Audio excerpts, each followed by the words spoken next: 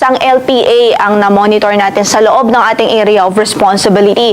At huling nakita ang sentro niyan sa layong 965 km silangan ng southeastern Luzon. At sa kasalukuyan, mababa po yung tsansa na ito na mabuo bilang isang bagyo within the next 24 hours.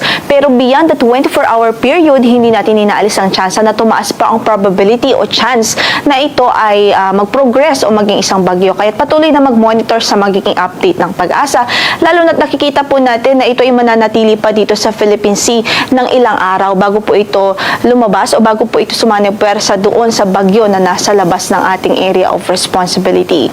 At sa kasalukuyan, itong LPA na ito, medyo may kalawakan yung kanyang sirkulasyon at yung kanyang trough o buntot ay nagdudulot na ho ng mga pag-ulan sa malaking bahagi ng bansa.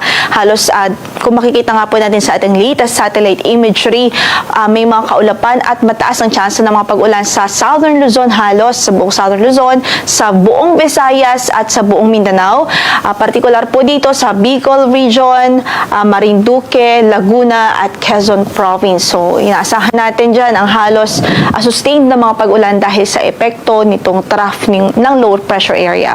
Samantala sa Metro Manila at natitirang bahagi pa ng Luzon, mga thunderstorms naman ang maaari pong magdulot ng mga pag-ulan tulad na lamang ho ng naranasan natin kanina, at maaari din po yung maulit any time of the day yung mga dagli ang pagbuhos ng ulan dahil sa mga pagkidlat, pagkulog. Kaya ating abiso na rin sa ating mga kababayan saan man ang lakad natin sa araw na ito o sa gabing ito ay patuloy po tayong mag-ingat at magdala ho tayo ng mga pananggalang sa ulan. At inaabisohan din natin mga kababayan doon sa Visayas, Mindanao at sa Southern Luzon, malaking bahagi ng Southern Luzon na magdala ho ng mga pananggalang sa ulan at mag-ingat na rin ho sa mga posibilidad ho ng pagbaha, lalong-lalo po sa mga low-lying areas.